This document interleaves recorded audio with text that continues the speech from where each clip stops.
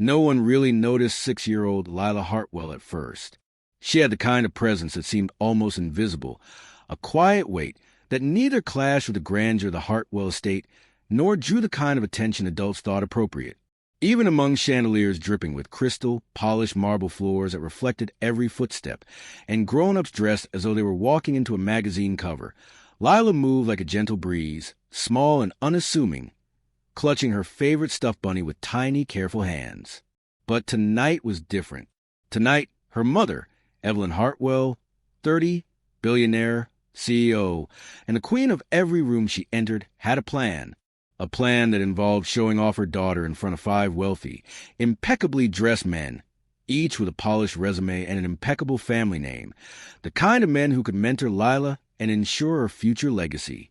Evelyn had prepared this moment for weeks, meticulously selecting the candidates, rehearsing her speech, arranging the rooms, and even practicing the charming coaxing of a 6-year-old girl to make the right choice. "What do you think, sweetheart?" Evelyn asked, kneeling down so her face was level with Lila's. Her voice was soft, gentle, but it carried a weight of authority that only a child raised in her kind of world could feel. "You'll meet some very important men tonight, and I want you to choose someone you like, someone you feel safe with." Lila tilted her head, ribbon curls bouncing softly. She did not look at the 5 men standing in the center of the grand ballroom, men who had been carefully instructed to smile politely and approach her with well-rehearsed kindness. Instead, her eyes drifted past the chandelier's golden light, past the laughter of women in silk gowns, past the camera flashes of photographers hoping for a viral image. She looked down the hallway toward the maintenance wing, where soft humming floated out through a slightly ajar door. Marcus Hale. He was kneeling on the floor, repairing a broken toy robot she had accidentally dropped weeks ago.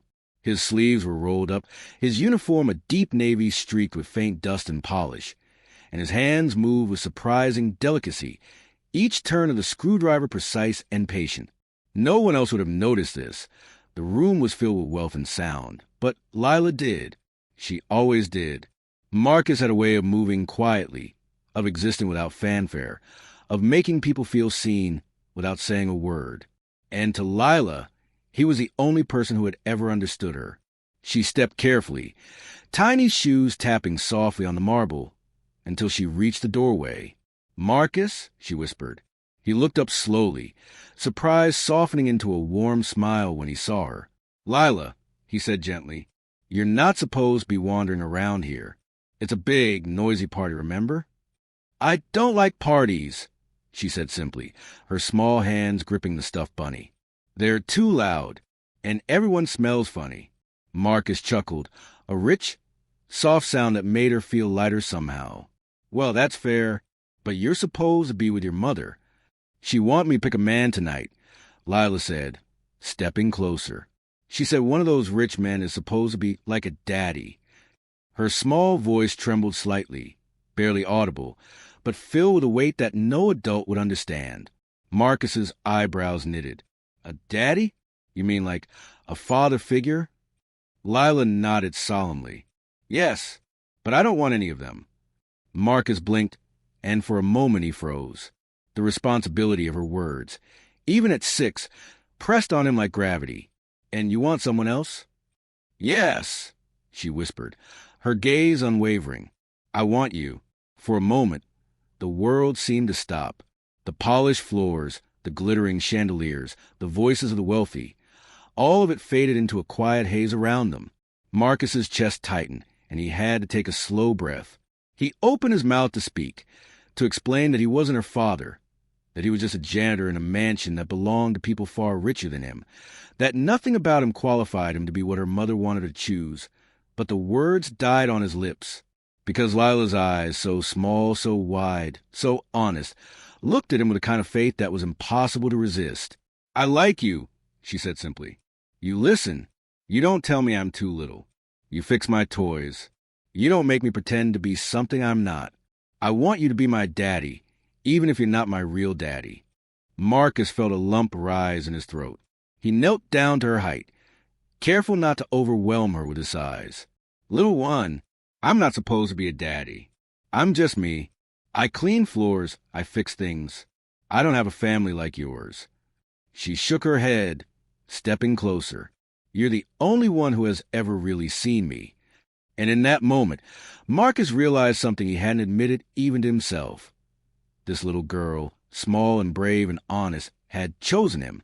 Not because of wealth, not because of position, not because of appearances, but because of who he was. And that changed everything. The soft click of heels echoed down the hallway.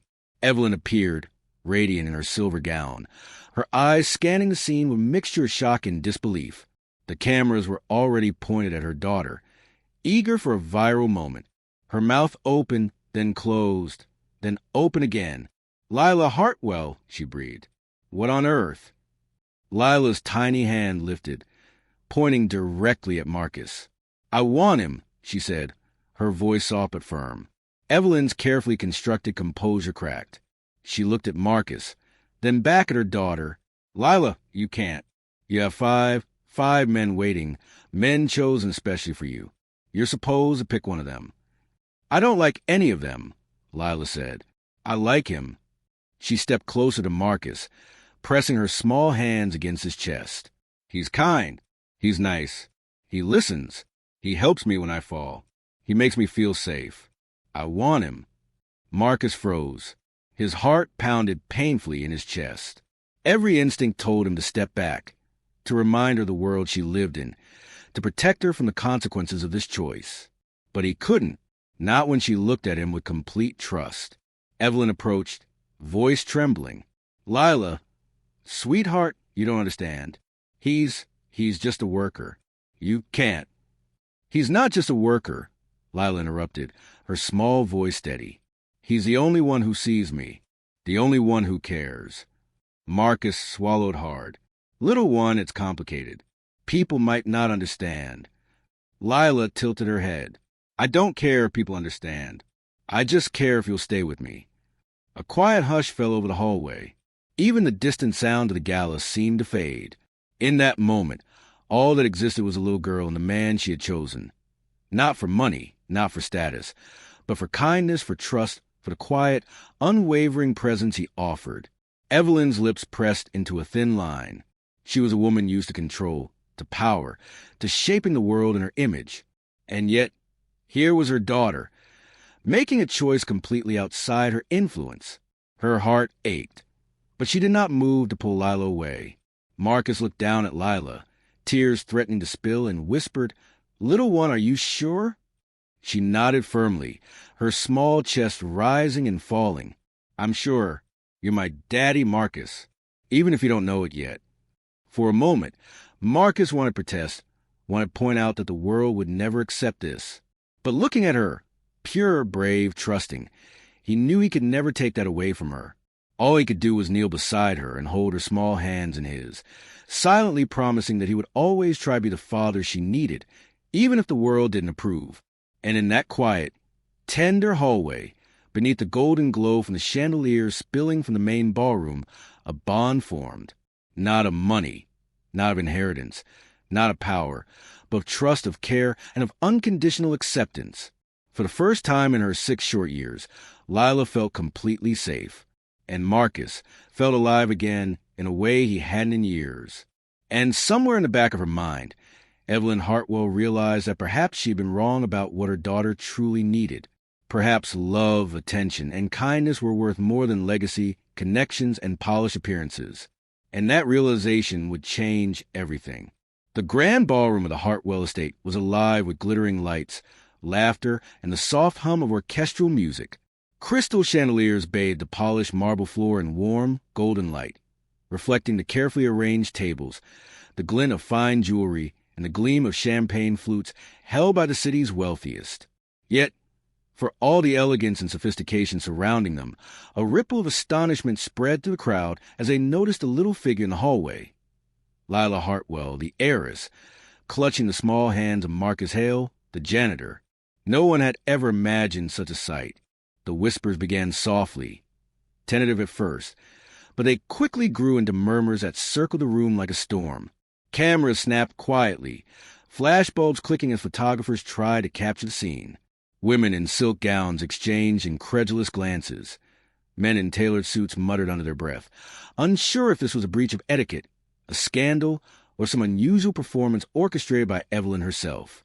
This can't be happening, one of the bachelors murmured, his voice tight with disbelief. She can't be choosing him.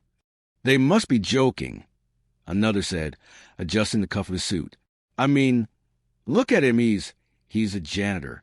She's 6. How could she possibly choose someone like that? From her place in the hallway, Evelyn Hartwell's heart pounded.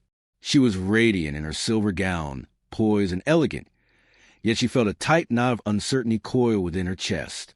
She had orchestrated this evening to ensure her daughter would have security, guidance, and a future among those of privilege and influence. Yet now, standing silently behind them, she watched as Lila gripped Marcus's hands with unwavering determination. You can't," Evelyn whispered softly, her voice a mixture of fear, awe, and disbelief. "Sweetheart, you don't understand. Those men, they can offer you things I can't. They can help secure your future, guide you." Lila shook her head, her curls bouncing slightly, eyes fierce yet innocent. "I don't care about things, Mommy," she said simply. "I only care about someone who makes me feel safe. Someone who loves me." Marcus swallowed hard, kneeling down to meet her gaze. His broad shoulders hunched slightly, as if the weight of the moment threatened to crush him. He had known that society would never see him as a fit companion for a child from such a world, but the certainty in Lila's eyes struck him harder than any judgment could. "Little one, you're very sure, aren't you?" "Yes," she whispered, nodding. "I want you." The words hung in the air, and for a long, suspended moment, the world seemed to stop. The polished marble, the sparkling chandeliers, the whispers and gasps in the ballroom, all faded away. Marcus felt his chest tighten, a lump rising in his throat, as he processed the significance of what she had just said.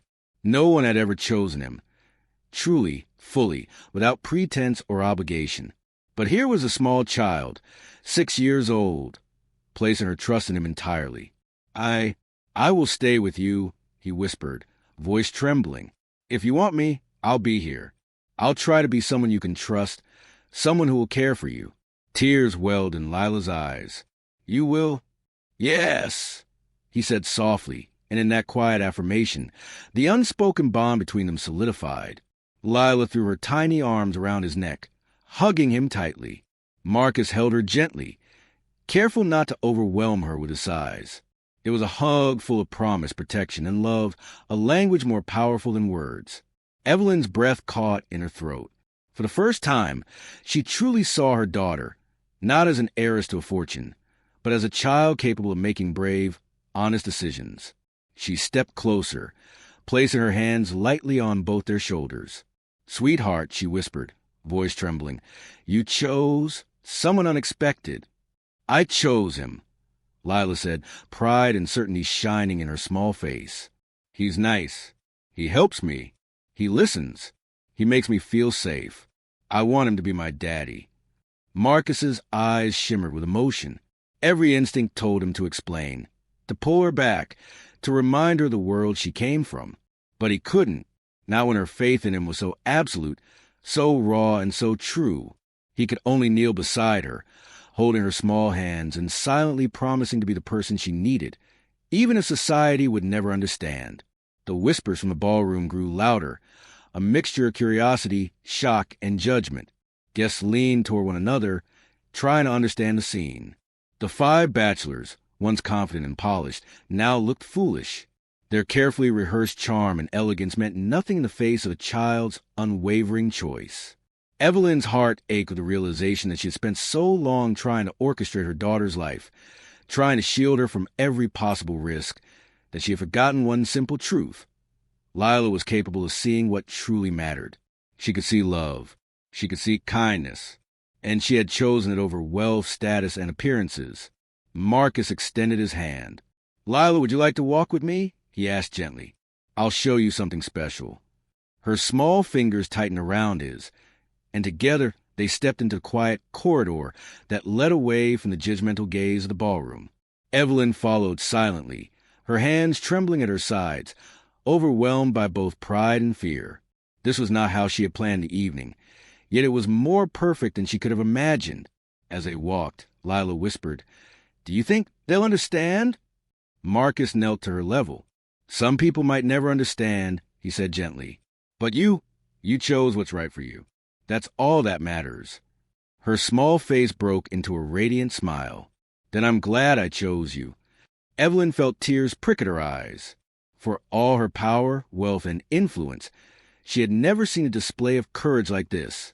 A 6-year-old girl had made a choice that defied every social expectation, and Marcus, a man she had underestimated, had accepted it without hesitation. They reached the mansion's west courtyard, a hidden corner often overlooked by guests, where sunlight filtered softly through bare winter branches. Marcus showed Lila how to touch the frozen surface of a small fountain without breaking it, how to feel the texture of the stone, how to listen to the quiet hum of the world beyond wealth and appearances. Lila laughed, small and clear, the sound like a bell cutting through tension and expectation. "Yes," Evelyn replied softly. "She sees people differently than I do, better than I ever could." Lila looked up at Marcus, eyes wide with innocence. "Can you stay with me always?" Marcus knelt, placing her hands in his. "Yes, little one. I'll stay. I'll be here as much as you need me." Her smile was radiant, and in that moment, Evelyn realized the truth she had been avoiding. Love, trust, and care mattered far more than appearances, status, or social expectation. Lila had chosen wisely. She had chosen the person who truly saw her, who truly cared. Back in the ballroom, murmurs continued to spread, but Evelyn ignored them. She walked forward, linking her arm gently with Marcus's as they returned to the main hall. Guests stared, some shocked, some intrigued, but none of that mattered. Lila skipped beside them, holding Marcus's hand tightly, her laughter a clear signal that she had found what she needed, love that could not be measured by money, power, or influence. Evelyn stepped closer and wrapped her arms around them both, a silent acknowledgement of the family they had formed in that moment. Marcus looked down at Lila, and she looked up at him, both of them understanding without words that this bond was unbreakable. No one else needed to understand. That evening, the estate was filled with golden light, soft music, and the quiet hum of understanding. A 6-year-old girl had chosen a janitor over billionaires, and it had changed everything. For Marcus, it meant redemption and purpose. For Lila, it meant love and safety. For Evelyn, it meant learning that true happiness sometimes comes from the heart, not from wealth, status, or careful planning. And as the night grew quiet, the family remained in that golden corner of the estate, bound together not by money, not by expectation, but by trust, kindness, and the quiet courage of a child who dared to choose love above all else.